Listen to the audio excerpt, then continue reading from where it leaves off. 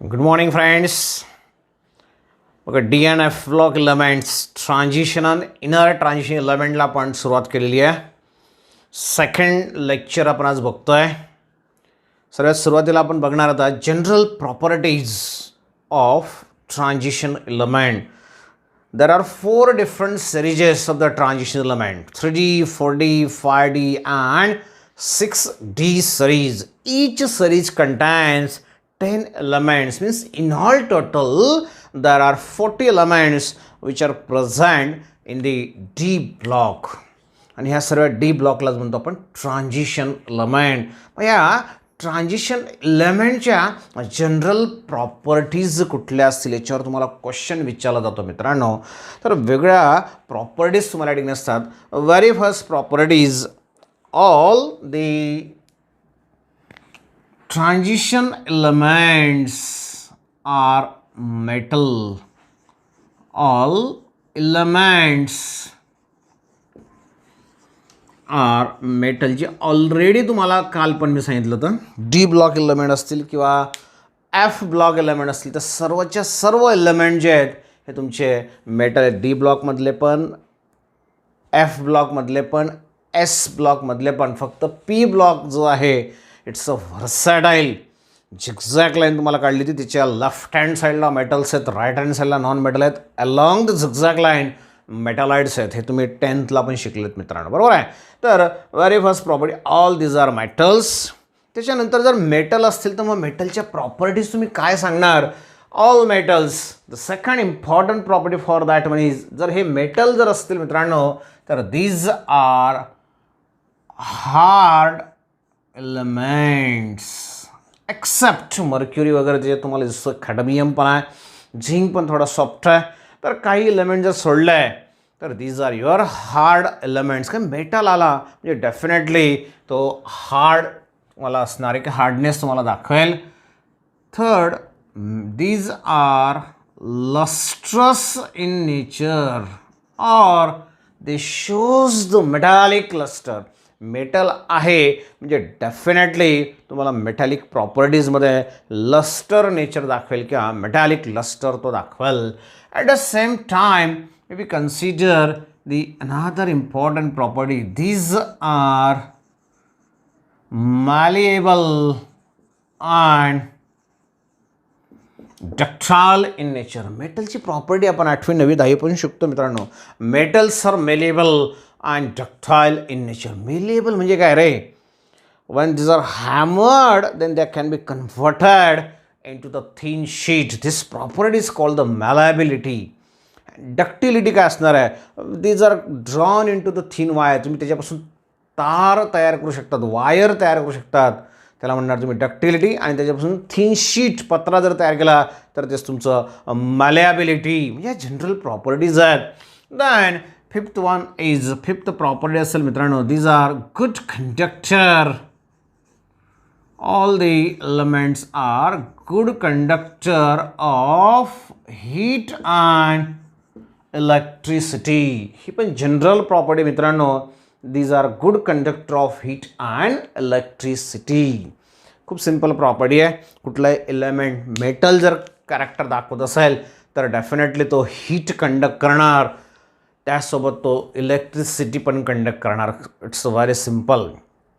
त्याच्यानंतर जसं आपण म्हटलं की या ठिकाणी these are the metals, these are hard.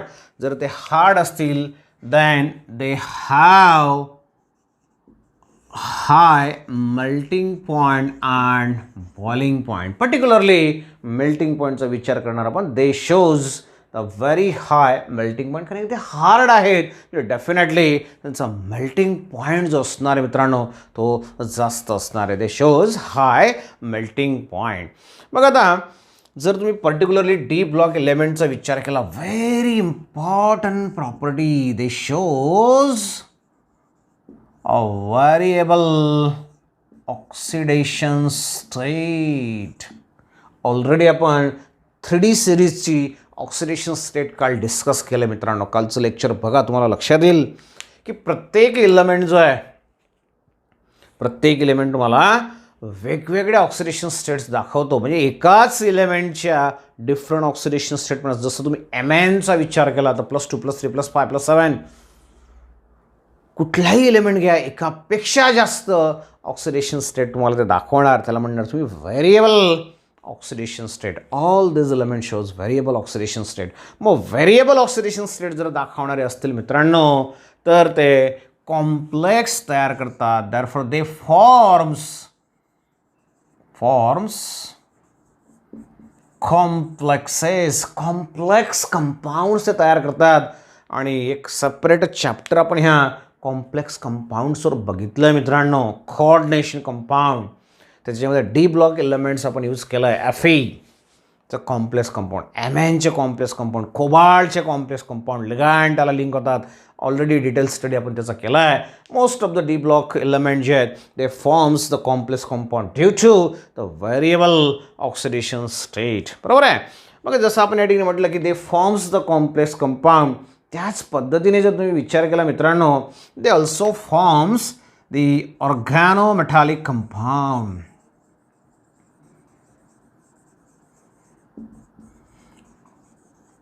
Complexes ते तयार करतात, त्याचसोबत ते काय तयार करतात रे, ऑर्गॅनोमेटॅलिक कंपाऊंड. ऑर्गॅनोमेटॅलिक कंपाऊंड जसं तुमचं RMgX तुम्ही आठवत असेल मित्रांनो, कारण की बऱ्याच दिवसापासून ऑर्गॅनिक्स आपण बघितलेलं नाही आहे. बरोबर आहे. तर मोर दॅन 3-4 मंथ्स बिफोर आपण ऑर्गॅनिक कंप्लीट केलं आहे. तर त्याच्यात आपण ग्रिग्नार्ड रिएजंट यूज केला आहे. That Grignard reagent is your organometallic compound. त्याच्यामध्ये कार्बन आणि मेटल लिंक आहे म्हणून ऑर्गॅनिक. कार्बन हे ऑर्गॅनिक कंपाऊंडले कार्बन कंपाऊंड्स आणि त्याला metal link RMgX organometallic compound. तर असे ऑर्गॅनोमेटॅलिक कंपाऊंड्स हे तुमचे डी ब्लॉक एलिमेंट जे आहेत त्या ठिकाणी सहज तयार करू शकतात. Similarly they shows the catalytic properties. D block elements shows the catalytic properties. याच्या अगोदर भरपूर वेळेस आपण यूज केलं बघा कॅटलिस्ट. निकेल हायड्रोजनेशन रिॲक्शन आपण निकेल वापरतो, पॅलाडियम वापरतो, प्लॅटिनम वापरतो. These are your D block elements. D block elements हे तुमचे कॅटॅलिस्ट म्हणून यूज केले जातात. म्हणून त्यांना म्हटलं आहे ते shows the catalytic properties, very important property. Similarly बघा काल आपण इलेक्ट्रॉनिक कन्फिगरेशन बघितलं, त्याच्यावर आधारित आपल्याला अजून एक प्रॉपर्टी या ठिकाणी बघायचं आहे. दीज एलिमेंट्स आर दर कटायन्स. यांचे जे कटायन्स आहेत, आता कटायन्स काय असतं तुम्हाला माहिती आहे. कटायन्स म्हणजे पॉझिटिव्हली चार्ज आहे. केव्हा तयार होईल रे, हे सर्व मेटल्स आहेत. Metals having tendency to donate the electron. ते इलेक्ट्रॉन डोनेट करतात आणि त्यांच्यावर पॉझिटिव्ह चार्ज येतो. आणि पॉझिटिव्ह चार्ज आला म्हणजे डेफिनेटली कटायन तुमचे ते असणार आहेत. मग यांचे जे कटायन आहेत, डी ब्लॉक एलिमेंटचे कटायन जे आहेत, the cations of this element shows the paramagnetic properties. It depends on the number of unpaired electrons. काल आपण ते बघितलं होतं. त्याच्यावरूनच आपण व्हेरिएबल ऑक्सिडेशन स्टेट त्याची बघितली होती. जर समजा 1, 2, 3 अनपेअर्ड इलेक्ट्रॉन त्या कटायनमध्ये असतील तर तो पॅरामॅग्नेटिक कॅरेक्टर दाखवेल. त्याच्यापेक्षा जास्त असेल तर अजून फेरोमॅग्नेटिक दाखवेल. बरोबर आहे. सर्वेचे सर्व इलेक्ट्रॉन जर पेअर्ड असतील तर त्याला म्हणणार तुम्ही diamagnetic. Depending on the number of unpaired electron 3 categories are there. Diamagnetic सर्व इलेक्ट्रॉन पेअर्ड. 1, 2, 3 इलेक्ट्रॉन्स अनपेअर्ड असतील, सिंगल असतील तो पॅरामॅग्नेटिक. त्याच्यापेक्षा जास्त असलं फेरोमॅग्नेटिक. एक जनरल टर्म आपण यूज केली आहे. तिथं अनपेअर्ड इलेक्ट्रॉन असतात म्हणून ते आपल्याला पॅरामॅग्नेटिक कॅरेक्टर जे आहे ते दाखवतात. And these are the general properties for your D block elements. बघा आता ह्या जनरल प्रॉपर्टीजचा जर आपण विचार केला मित्रांनो, त्याच्या भरपूर साऱ्या प्रॉपर्टीज आपण बघितलेल्या आहेत. मग याच्यानंतर आपल्याला बघायचं आहे ट्रेंड्स इन द प्रॉपर्टीज किंवा atomic properties of your transition elements. Very important. पुढचा टॉपिक आपण बघतोय ट्रेंड्स इन ॲटॉमिक प्रॉपर्टीज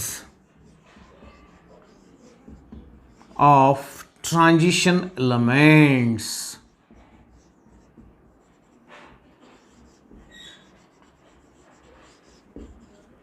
मग trends in the properties. Trends are तुम्हाला माहिती आहे, याच्या अगोदर भरपूर वेळेस आपण ट्रेंड्स काय असतात ते बघितले मित्रांनो. Trends means your changes how the properties get changed when you travel in a periodic table. That one is a trend. आता पिरियडिक टेबलमध्ये ट्रॅव्हल करायचं म्हटलं म्हणजे दोन पद्धतीने आपण ट्रॅव्हल करतो. ग्रुपमध्ये जर असेल तर टॉप टू बॉटम करणार आणि पिरियडमध्ये असेल तर लेफ्ट टू राईट करणार. मित्रांनो, इथं आपण डी ब्लॉकचा विचार करतोय आणि डी ब्लॉकमध्ये सिरीजेस, 4 series, 3D series, 4D series, 5D series आणि 6D सिरीज. मग 4 सिरीजमध्ये तुम्हाला ट्रॅव्हल करायचं आहे. मग कसं करणार? टॉप टू बॉटम का? No, from left to right. जसं फर्स्ट 3D सिरीजचा विचार केला तर स्कँडियम टू झिंक, बरोबर आहे. दुसऱ्याचा इट्रियम टू कॅडमियम. अशा पद्धतीने या तुमच्या सगळ्या सिरीजेस आहेत.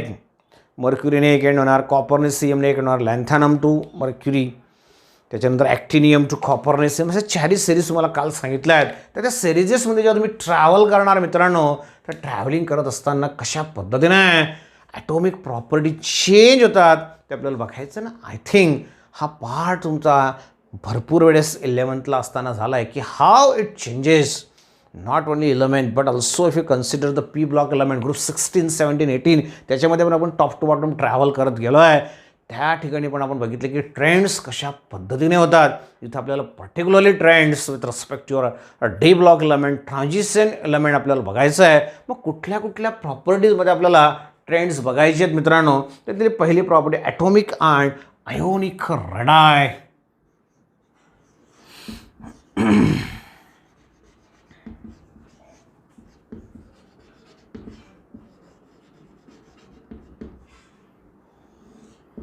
ॲटॉमिक साईज किंवा आयोनिक साईज किंवा ॲटॉमिक रेडियस, आयोनिक रेडियस असं म्हटलं तरी पण चालेल. मग कशा पद्धतीने it changes when you travel in a particular series from left to right. 3D सिरीजचा विचार जर आपण केला मित्रांनो, तर स्कँडियमपासून तर शेवटचा एलिमेंट झिंकपर्यंत आपल्याला ट्रॅव्हल करत जायचं आहे. मग जेव्हा तुम्ही एखाद्या ग्रुपमध्ये ट्रॅव्हलिंग करत जातात, आता 3D सिरीज म्हणजे 4th पिरियडमधली सिरीज आहे, त्याच्यामध्ये maximum number of shells are 4.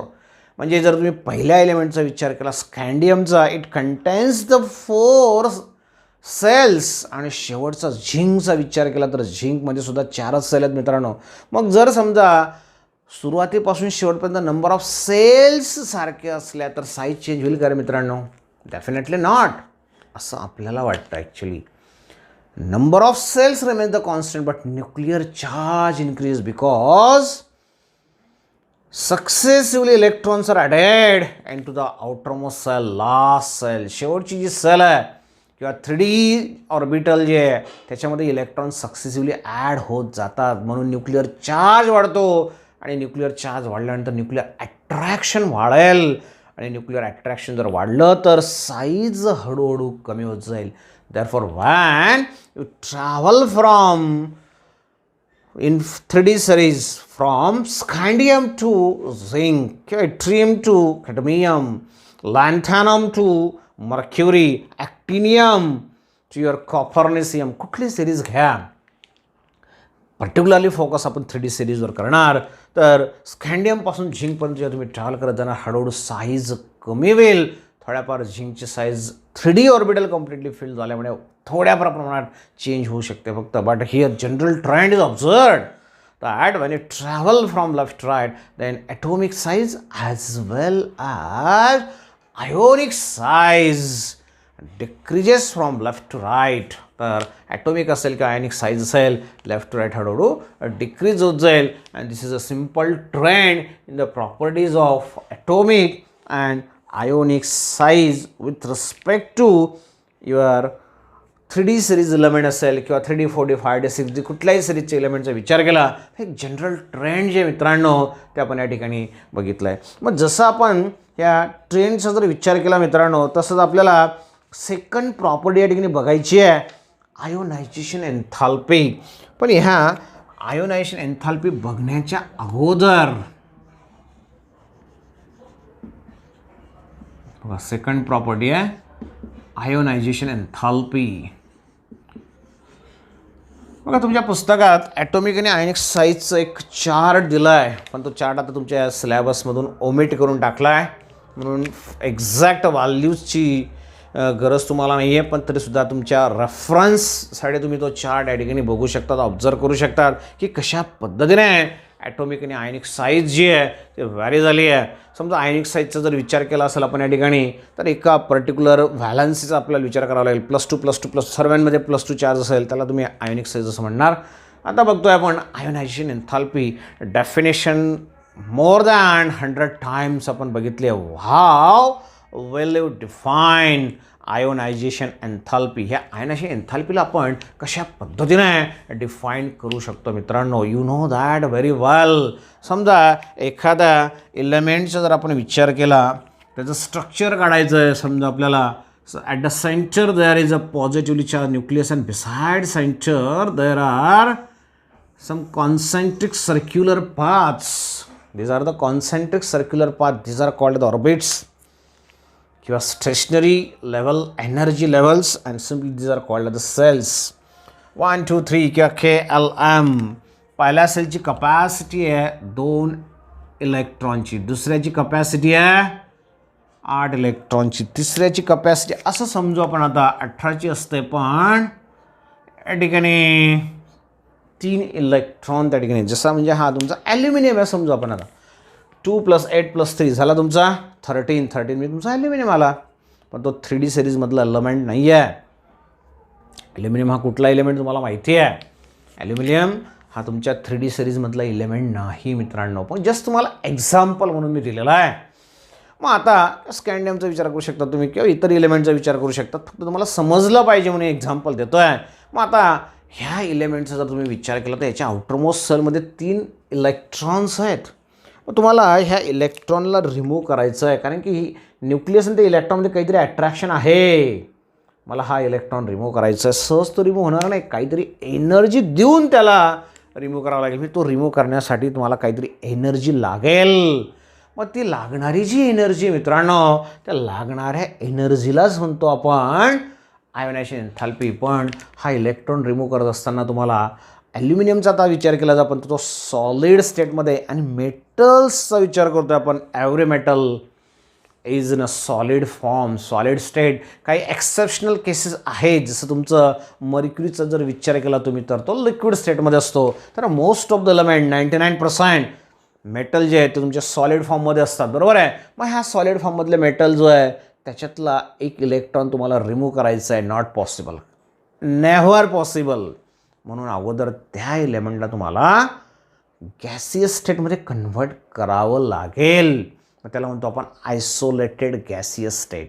मग असा जो आयसोलेटेड गॅसियस ॲटम असेल त्याच्या आउटरमोस्ट सेल, शेवटची सेल, त्यातला इलेक्ट्रॉन तुम्हाला रिमूव्ह करायचा आहे मित्रांनो. तो इलेक्ट्रॉन रिमूव्ह करण्यासाठी लागणारी एनर्जी जी आहे त्याला म्हणणार तुम्ही आयोनायझेशन एन्थाल्पी. मग कसं डिफाईन करणार आहे त्याला?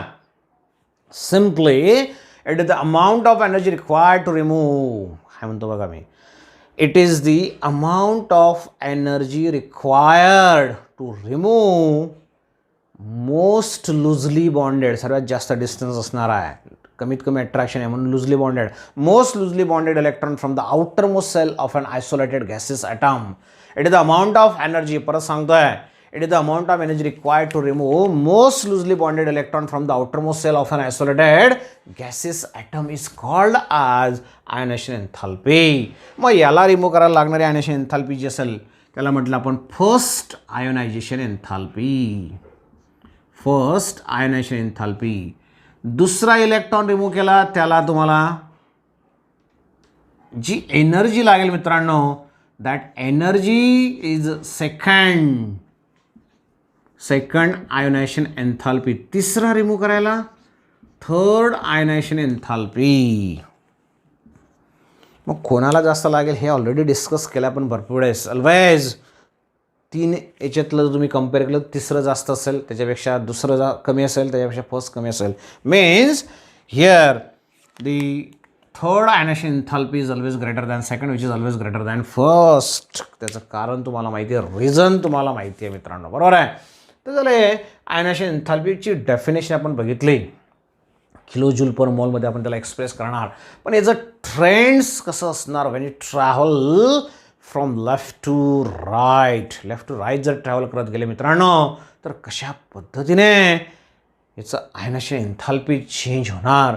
जर आपण लेफ्ट राईट ट्रॅव्हल करत गेलं तर साईज कमी होते. ऑलरेडी बघितलं आपण ॲटॉमिक साईज, आणि साईज जर कमी होत असेल तर ते डिस्टन्स कमी होईल. डिस्टन्स कमी झालं तर अट्रॅक्शन वाढेल, आणि अट्रॅक्शन वाढलं त्याला रिमूव्ह करायला जास्त एनर्जी लागेल. म्हणून you travel from left right ionisation enthalpy increases. मग फर्स्ट आयनाशन एन्थाल्पी पण इन्क्रीज होईल. दुसऱ्याचा विचार केला सर्वांच्या, दुसरी पण इन्क्रीज, तिसरी पण इन्क्रीज होणार आहे. आणि फर्स्ट सेकंड थर्ड कम्पेअर केलं तर थर्ड जास्त असणार than second which is more than first. तर अशा पद्धतीने आयनाशन एन्थाल्पी जी असेल मित्रांनो ती तुमची चेंज होईल when you travel from left to right. मग आपण आता 3D 4D आणि 5D सिरीजचा जर विचार केला, 3D सिरीजचे element, then 4D series, then 5D series. हा 4th पिरियड आहे, 5th पिरियड आणि 6th period. 4th, 5th and 6th top to bottom travel करा रे. काय होईल रे, साईज वाढेल मित्रांनो तुमची. म्हणजे 3D मधला जो एलिमेंट आहे त्याच्यानंतर 4D 5D, कारण की याच्यात 4च सेल, याच्यात 5 सेल, याच्यात 6 सेल. सेल्स वाढल्या साईज वाढेल. But it is observe that, very important, तुमच्या एंट्रान्सच्या दृष्टिकोनातून फार महत्त्वाचं आहे. मग तुम्हाला जर विचारलं की 5D मधलं एखादं एलिमेंट आहे आणि 3D मधलं एखादं एलिमेंट आहे, काय कम्पेअर करतो आपण, 3D आणि 5D या दोघं एलिमेंट्स आपण कम्पेअर करतोय. कम्पेअर करत असताना तुम्हाला विचारलं कोणाची आयोनायझेशन एन्थाल्पी जास्त असेल, कोणाची कमी असेल. इथं दिसतं तुम्हाला डिस्टन्स कमी आहे रे मित्रांनो, बरोबर आहे. डिस्टन्स कमी आहे म्हणून अट्रॅक्शन जास्त, म्हणून याची आयनायझेशन एन्थाल्पी जास्त असली पाहिजे ॲज कम्पेअर टू दिस. पण तसं होत नाही. तर 5D सिरीज एलिमेंट जे आहेत त्यांचं आयनायझेशन एन्थाल्पी जे असेल 5D किंवा 6D जे असेल तर यांची आयनायझेशन एन्थाल्पी जास्त असते कोणापेक्षा रे. Here 5D series elements having the higher ionization enthalpy as compared to 3D. What is the reason behind that? Actually size वाढतंय असं आपल्याला वाटतं. बट ॲक्च्युली याची आयनायझेशन एन्थाल्पी जास्त का असते, कारण की ह्या 5D सिरीज एलिमेंट्समध्ये 4f orbital is completely filled. याच्यामध्ये एक ऑर्बिटल आहे 4f, ते काय रे कम्प्लिटली फिल्ड आहे. आणि कम्प्लिटली फिल्ड असेल तर त्याचा शिल्डिंग इफेक्ट 11वीला असताना बघितलं आहे. Shielding effect is a very poor, कारण की त्याचा शेप जो आहे एफ ऑर्बिटलचा तो डिफ्युज्ड आहे. मग तो शिल्ड म्हणून काम करत नाही आहे. न्यूक्लियस आणि आउटरमोस्ट इलेक्ट्रॉनमध्ये शिल्ड म्हणून काम जर करत नाही आहे तो, म्हणजे याचा अर्थ काय राहते, शिल्ड जर निघून गेली तर डायरेक्ट न्यूक्लियस आणि आउटरमोस्ट इलेक्ट्रॉनमध्ये अट्रॅक्शन वाढेल. वाढल्यामुळे त्याला रिमूव्ह करायला जास्त एनर्जी लागते. म्हणून या ठिकाणी जरी तुम्हाला 5D मध्ये असं वाटत असलं की त्याचं आयनायझेशन एन्थाल्पी कमी असले पाहिजे, तर ॲक्च्युअली ती जास्त असते. एवढं लक्षात ठेवायचं. हे थोडं चेंजेस लक्षात ठेवा. ह्या पद्धतीने सम इररेग्युलॅरिटीज आर ऑब्झर्वड. म्हणून नेहमी 5D सिरीज जी आहे त्याचं आयनायझेशन एन्थाल्पी तुम्हाला जास्त दिसेल as compared to the elements belonging to the 3D series. तर अशा पद्धतीने मित्रांनो ही सेकंड ट्रेंड्स आपण बघितला आयनायझेशन एन्थाल्पी. तिसरं आपल्याला बघायचं आहे मेटालिक कॅरेक्टर.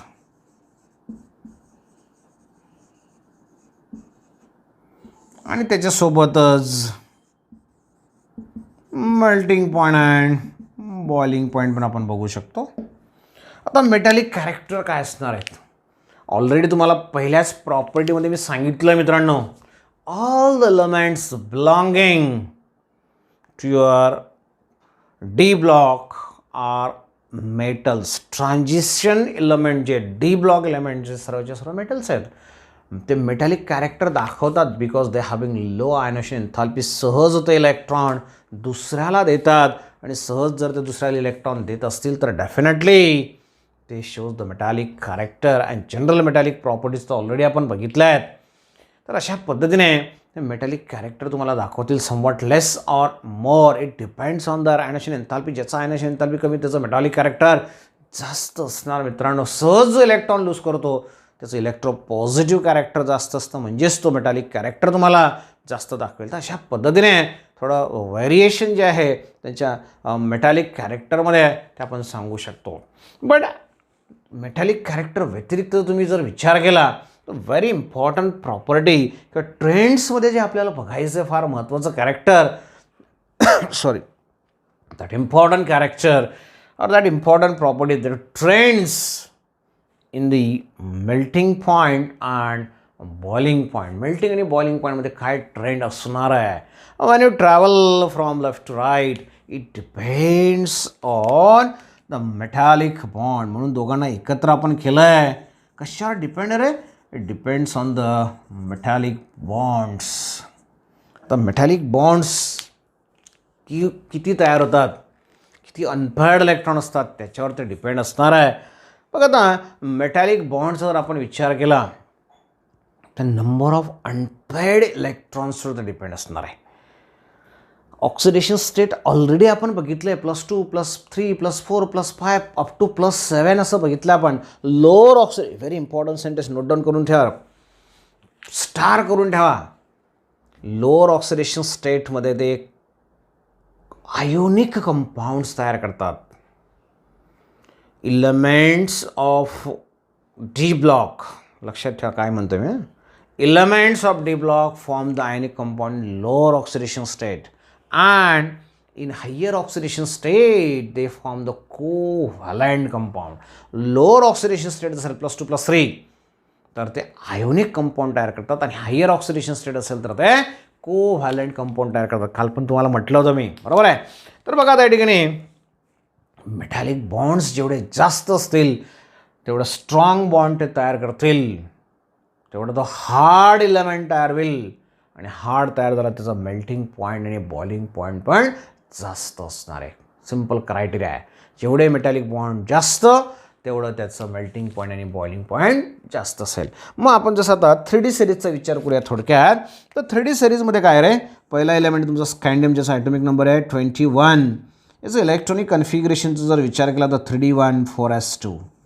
अर्गॉन तर असणारच आहे मित्रांनो, नो डाऊट. त्याच्यानंतर टिटॅनियमचा जर विचार केला मित्रांनो तर टिटॅनियममध्ये काय रे 3D2 4s2.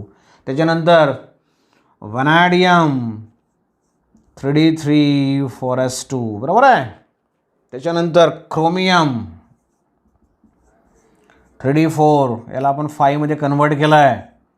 5 मध्ये जर कन्वर्ट केला तर तो 4s1 होऊन जाईल. त्याच्यानंतर एमॅन, very important element, Mn 3D5 4s2. तर ह्या पद्धतीने इलेक्ट्रॉनिक कन्फिगरेशन आपण देणार आणि Mn नंतरचा जो एलिमेंट असेल बघा 21 22 23 24 25 26 आहे तुमचा Fe 3D6 4s2. नंतर cobalt 3D7 4s2. Nickel 3D8 4s2.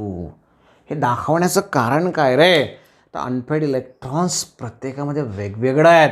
जर तुम्ही 3D1चा विचार केला तर हा एक unpaired electron, 3D2 2 unpaired electron, 3D3 3 unpaired electrons, 3D5 5 unpaired electrons, again 5 unpaired electrons. But we consider 3D6 not the 6 unpaired electron because d ऑर्बिटलचा जर विचार केला तर हे 5 इलेक्ट्रॉन अनपेड तुम्हाला दिसत आहे, पण 6वा इलेक्ट्रॉन जो आहे तो अनपेड राहत नाही. याला पेअरिंग करून टाकतो म्हणजे टोटल अनपेड इलेक्ट्रॉन फक्त 4च झाले मित्रांनो. बाकी इथं 1 अनपेड आहे, इथं 2 अनपेड, इथं 3 अनपेड, इथं 4 अनपेड, इथं 4चे 5 मध्ये कन्वर्ट केला आपण, परत 5 अनपेड इलेक्ट्रॉन, परत 4 झाले. 1 2 3 4 5 परत 4. आता 3D7चा जर विचार केला, काल आपण बघितलं मित्रांनो आहे 3D7 7 आहे, 2 3 4 5, 6वा 7वा इलेक्ट्रॉन अँटी क्लॉकवाईज असेल, पेअरिंग कॉज होईल. म्हणजे किती अनपेड आला रे, फक्त 3. इथं विचार केला तर 2च अनपेड इलेक्ट्रॉन होतील. म्हणजेच थोडक्यात when you travel in any series 3D 4D 5D 6D, आता 3D सिरीजचा आपण विचार करतो, up to the middle of the series number of unpaired electrons increases. सिरीजच्या मिडलपर्यंत जर तुम्ही ट्रॅव्हल करत गेले तर काय होतं आहे, अनपेड इलेक्ट्रॉनची संख्या वाढते. 1 2 3 4 5. नंतर मात्र कमी होत जाते. 5 नंतर 4, 3, 2, 1, 0. Up to the middle of the series, unpaired electron increases. As the unpaired electron increases, number of metallic bonds also increases. As the metallic bonds increases, melting point and boiling point also increases.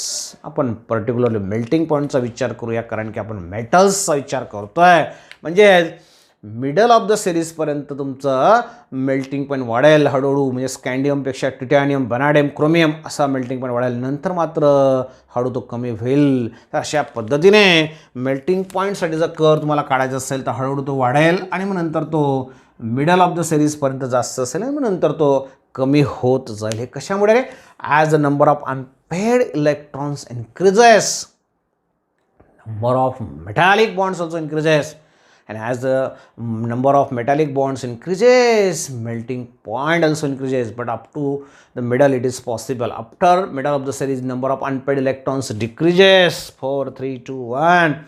So that number of metallic bonds form decrease, and hence the melting point and boiling point decreases. तर अशा पद्धतीने बघा trends in the atomic प्रॉपर्टीचा जर आपण विचार केला तर जवळपास 7-8 प्रॉपर्टीज आपल्याला बघायच्या आहेत. त्या 7-8 प्रॉपर्टीजपैकी 3 प्रॉपर्टीज 4 प्रॉपर्टीज जवळपास आपण कंप्लीट केल्या आहेत.